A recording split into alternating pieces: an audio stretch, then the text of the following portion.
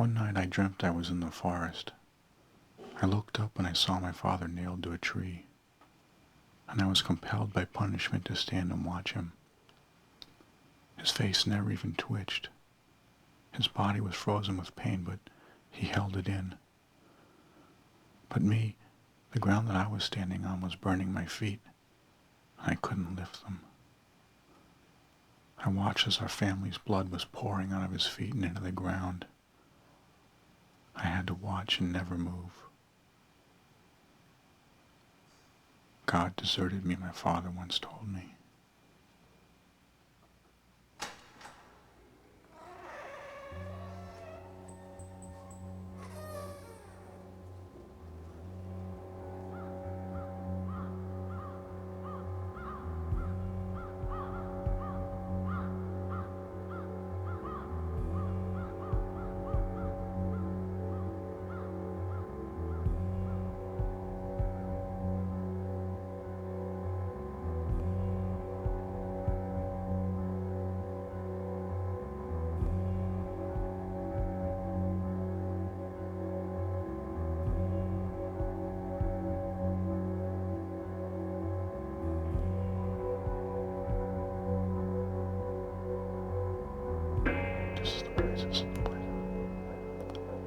This is the place. And this is the dirt. The same dirt that they walked on. And now I'm standing over them. And these trees were here from the beginning, the very same trees. And the birds, they must have seen the horror flying overhead. And I thought, these trees looking down, they must have wept.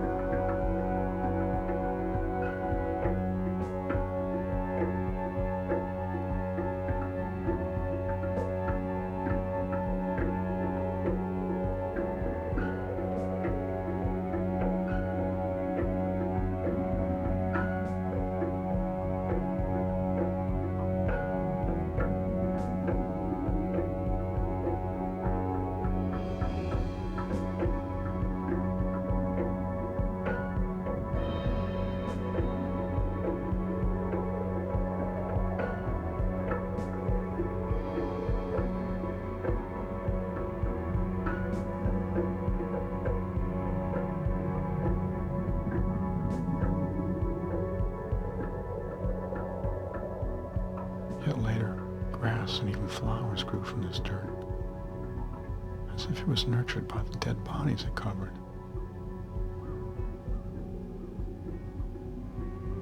I'm standing in the garden of life after death.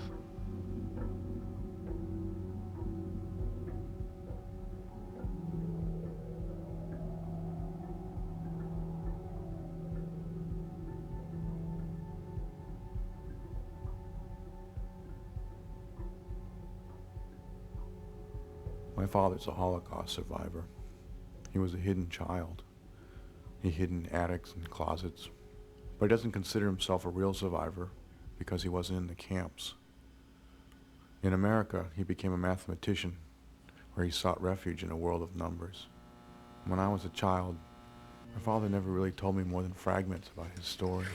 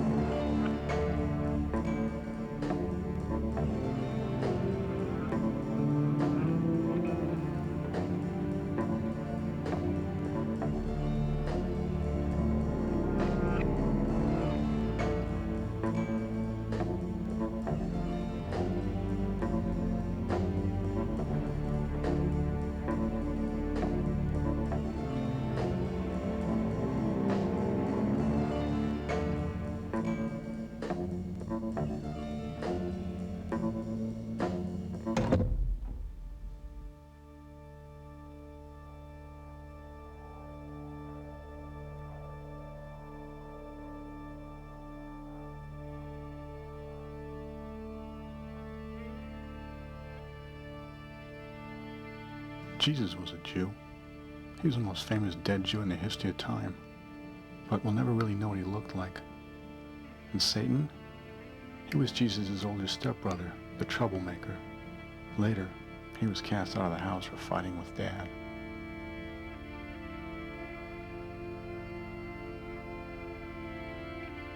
Jesus was bar mitzvahed, like me, my father, and his father too.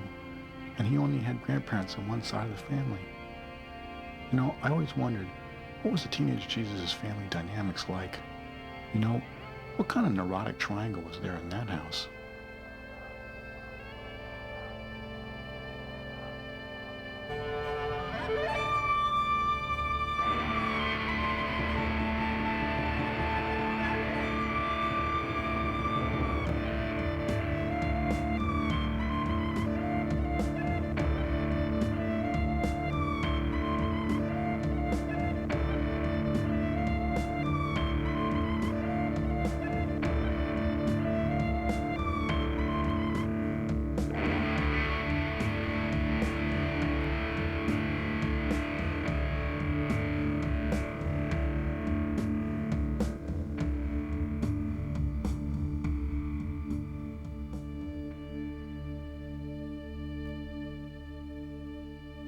Did the teenage Jesus use his pain to attract his mother's affection?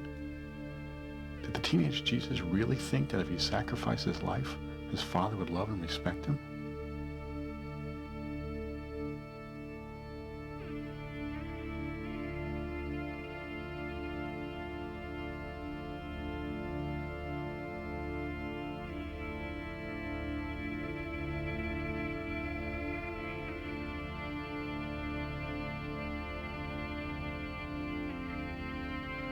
What did I learn? The comfort of obsession, the security of death, the sexuality of despair. I learned to play the king of pain game, the family game where only the loser wins.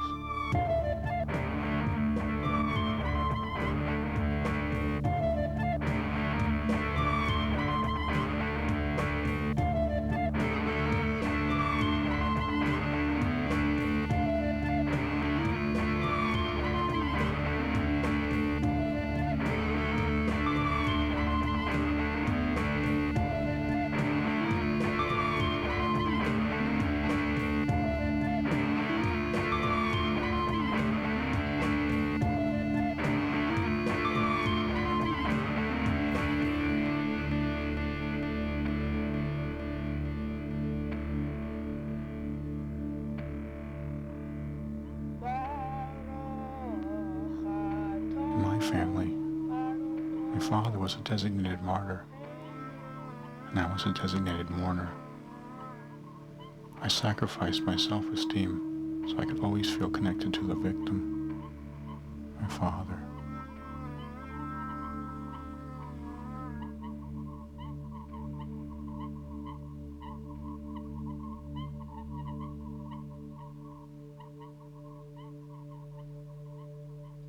In the fall of 1995, I went to Germany, the fatherland.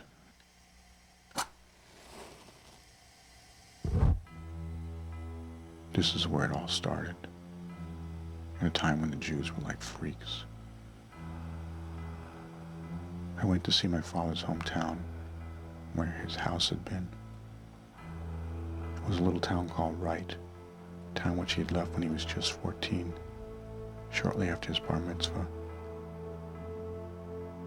And I thought about the moment my father had to say goodbye to his parents. Did he know that it was forever?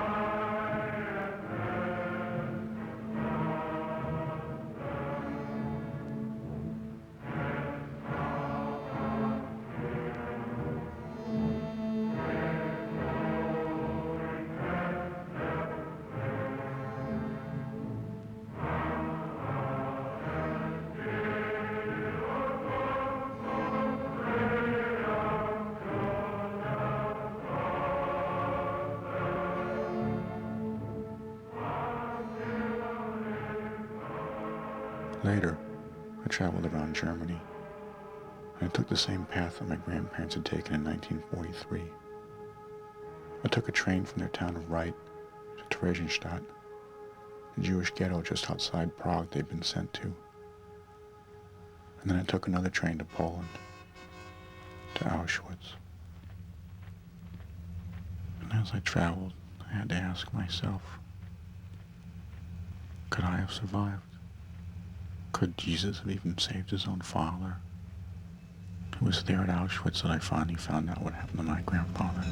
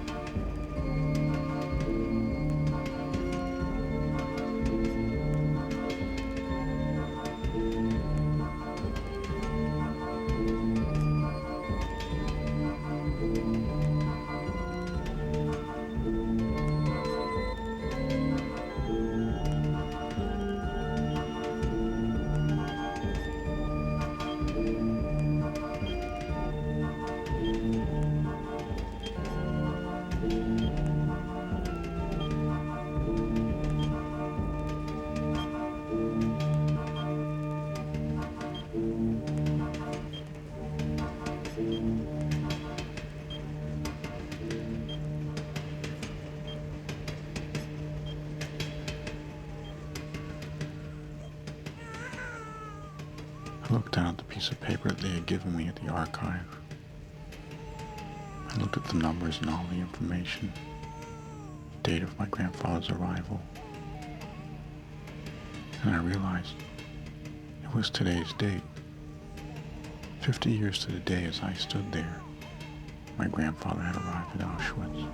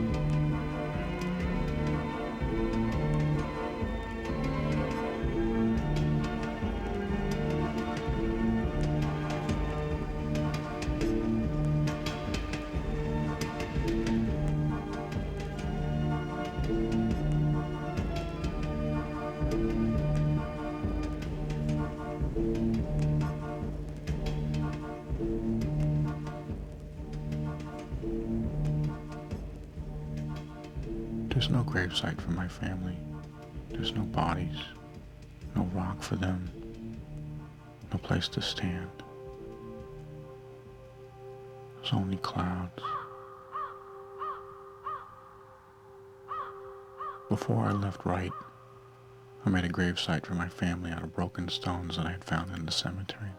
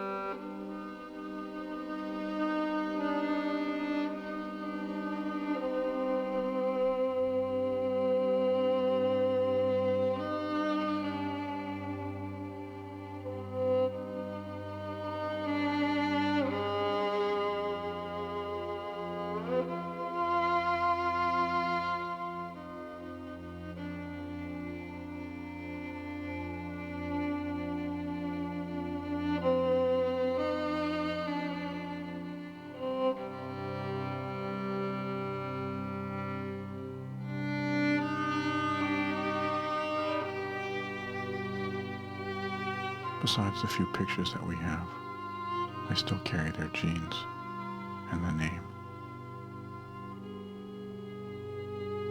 And for all the Jews who were murdered, my grandparents, my aunts and my uncles and their children, I think they're just cries and screams out in space now, echoes reverberating through the second generation. When I look up, I think each star is a life, each constellation a family.